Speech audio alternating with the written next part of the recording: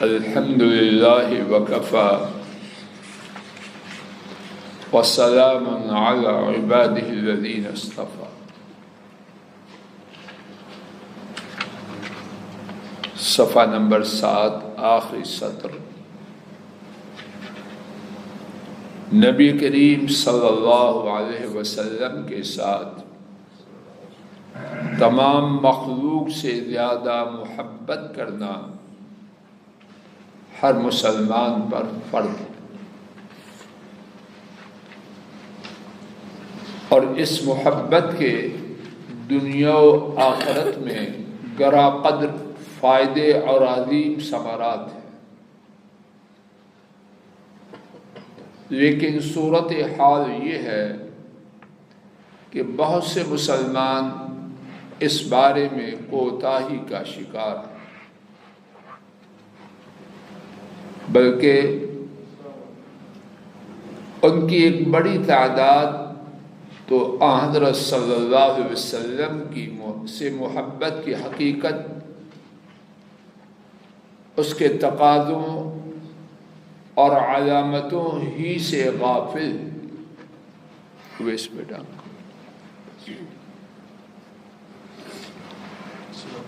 اس کتاب کے موضوع کے بارے میں 4 سوالات۔ نبی کریم صلی اللہ علیہ وسلم کے محبت کے اہم موضوع کے بارے میں صحیح اور حق بات پیش کرنے کے ارادے سے اس کتاب میں اللہ تعالیٰ کی توفیق سے درجہ ذیل سوالات کے جوابات پیش کرنے کی کوشش کی گئی ہے۔ نمبر 1، نبی کریم صلی اللہ علیہ وسلم سے محبت کا حکم کیا ہے؟ نمبر 2، نبی کریم صلی اللہ علیہ وسلم سے محبت کے دنیا و آخرت میں کیا فوائد اور ثمرات ہیں؟ نمبر 3، حضرات صحابہ حضرت صلی اللہ علیہ وسلم سے محبت کی علامتوں کے اعتبار سے کیسے تھے؟ نمبر 4، ہم حضرت صلی اللہ علیہ وسلم سے محبت کی نشانیوں کے اعتبار سے کیسے ہیں؟ آئیے اب صفحہ 11 پر پہلے سوال کا جواب۔ نبی کریم صلی اللہ علیہ وسلم کے ساتھ ساری مخلوق سے زیادہ محبت کرنے کی فرضیت۔ رسول اللہ صلی اللہ علیہ وسلم کی محبت ایمان کا جزو لازم ہے۔ قرآن و سنت کی روح سے ضروری ہے کہ ہر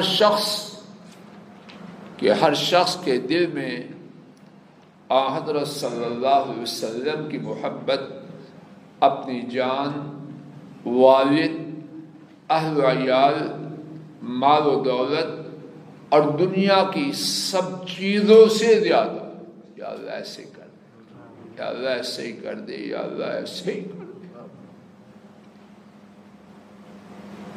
حضرت صلی اللہ علیہ وسلم کے ساتھ محبت، حضرت صلی اللہ علیہ وسلم کے ساتھ اس قسم کی محبت سے محروم دل اللہ بنا۔ حضرت صلی اللہ علیہ وسلم کے ساتھ اس قسم کی محبت سے محروم دل عذاب الہی کو دعوت دیتا ہے۔ اس پر دنیا میں یا آخرت میں یا دونوں ہی میں عذاب نازل ہونے کی وعید ہے۔ اس بارے میں ذیل میں 4 عنوانات کے ضمن میں اللہ کی توفیق سے تفصیلی گفتگو۔ نمبر 1، اپنی جان سے زیادہ محبت کرنے کی فرضیت۔ رسول کریم صلی اللہ علیہ وسلم سے اپنی جان سے زیادہ محبت کرنے کی فرضیت پر درج ذیل حدیث دلالت کرتی ہے۔ امام بخاری رحمہ اللہ نے حضرت عبداللہ بن ہشام رضی اللہ عنہ سے روایت کیا کہ انہوں نے کہا کننا مع النبی صلی اللہ علیہ وسلم، ہم نبی کریم صلی اللہ علیہ وسلم کے ساتھ تھے، وَهُوَ آخِذٌ بِيَدِ عمر بن الخطاب رضی اللہ تعالی عنہ، اور حضرت صلی اللہ علیہ وسلم عمر بن خطاب رضی اللہ تعالی عنہ کا ہاتھ تھامے ہوئے تھے۔ فقال له عمر رضی اللہ تعالی عنہ نے حضرت صلی اللہ علیہ وسلم سے عرض کیا، یا رسول اللہ صلی اللہ علیہ وسلم، اے اللہ تعالیٰ کے رسول صلی اللہ علیہ وسلم، لأنت احب الی من کل شیء الا من نفسی، یقیناً آپ مجھے ہر چیز سے زیادہ پیارے ہیں مگر میری جان۔ فقال النبی صلی اللہ علیہ وسلم، نبی محترم صلی اللہ علیہ وسلم نے فرمایا، لا، نہیں، والذی نفسی بیدہ، اس ذات کی قسم جس کے ہاتھ میں میری جان ہے، حتی اکون احب الیک من نفسک، یہاں تک کہ میں تجھے تیری جان سے زیادہ پیارا نہ ہو جاؤں۔ فقال له عمر رضی اللہ تعالی عنہ نے حضرت صلی اللہ علیہ وسلم سے عرض کیا، فَإِنَّهُ الْآتِ وَاللَّهِ، پس یقیناً اب اللہ تعالیٰ کی قسم، لَأَنْتَ أَحَبُّ إِلَيَّ مِن نَفْسِي، یقیناً آپ مجھے میری جان سے زیادہ پیارے ہیں۔ فقال النبی صلی اللہ علیہ وسلم، نبی کریم صلی اللہ علیہ وسلم نے فرمایا، الآن، اب بات بنی ہے، اب اے عمر۔ صفحہ 13 پہ آئیے، ترجمہ ہم سن چکے۔ علامہ عینی رحمہ اللہ حضرت صلی اللہ علیہ وسلم کے قول، علامہ عینی حضرت صلی اللہ علیہ وسلم کے قول مبارک، لا والذی نفسی بیدہ حتی اکون احب الیک من نفسک، نہیں، اللہ اس کی قسم جس کے ہاتھ میں میری جان ہے، یہاں تک کہ میں تجھے تیری جان سے زیادہ پیارا نہ ہو جاؤں۔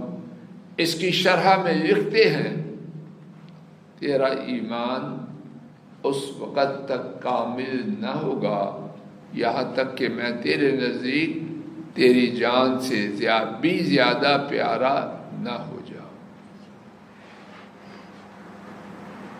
حضرت صلی اللہ علیہ وسلم کے ارشاد مبارک الآن یا عمر کی شرح میں علامہ عینی ہی تحریر کرتے ہیں، یعنی تمہارا ایمان اب کامل ہوا۔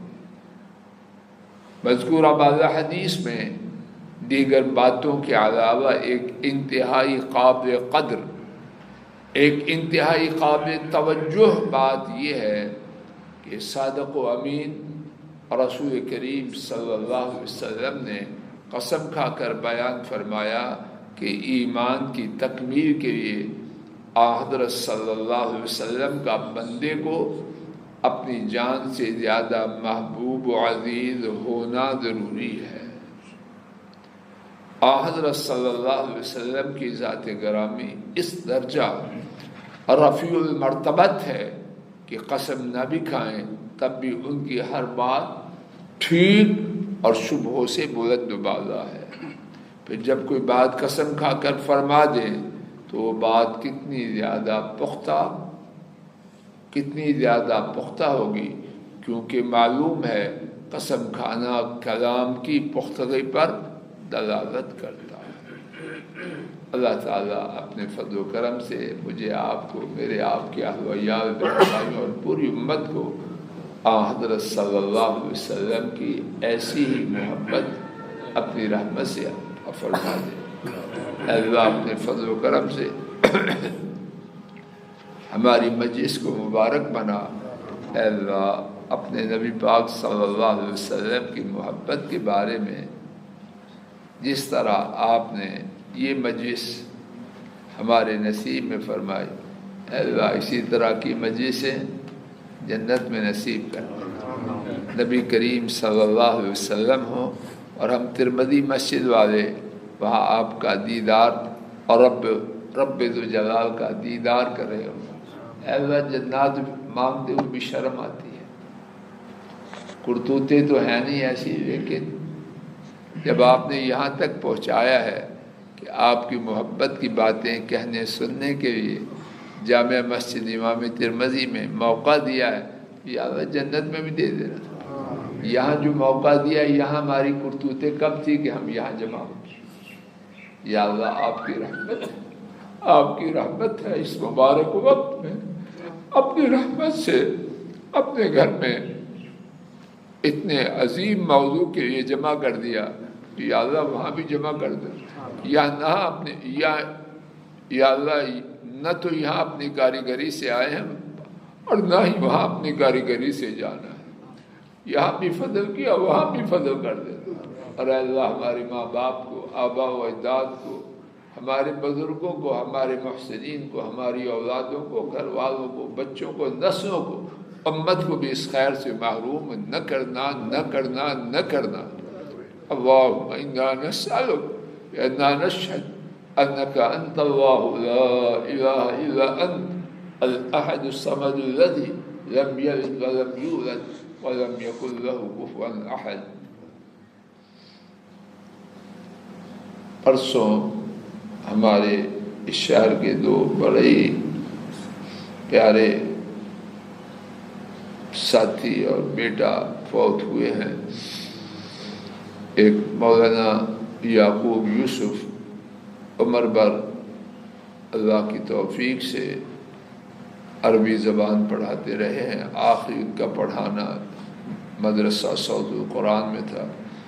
پرسوں وہ فوت ہوئے، اور پرسوں ہی ہمارے ساتھی حافظ عبدالوحید صاحب، ان کے بھتیجے حافظ الیاس کے بیٹے جوان سالی کی عمر میں ان کا بھی انتقال ہو گیا۔ دعا کیجیے اللہ تعالیٰ ہمارے بھائی اور اس بیٹے دونوں کی مغفرت فرمائے، پسماندگان کو صبر عطا فرمائے، اور ہم جو زندہ ہیں ہمیں ان واقعات سے اپنی موت کو یاد رکھنے کی توفیق عطا فرمائے، اور اللہ امت کے تمام فوت ہونے والے مردوں، عورتوں، بزرگوں، جوانوں، بچوں کو اپنی رحمت سے معاف فرما دے، بیماروں کو شفا عطا فرما دے، پریشانوں کی پریشانیاں دور فرما دے۔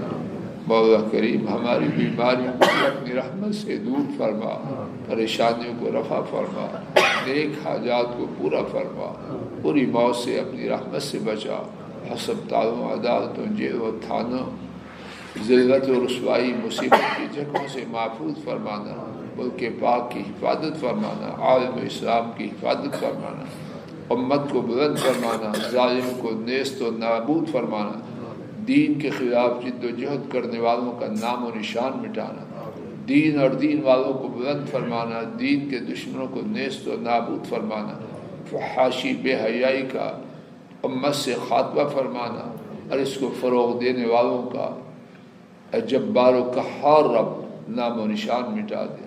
ربنا تقبل منا انك انت السميع العليم، وصلى الله تعالى على خير خلقه وعلى آله وأصحابه وأهل بيته وأتباعه إلى يوم الدين آمين يا رب العالمين۔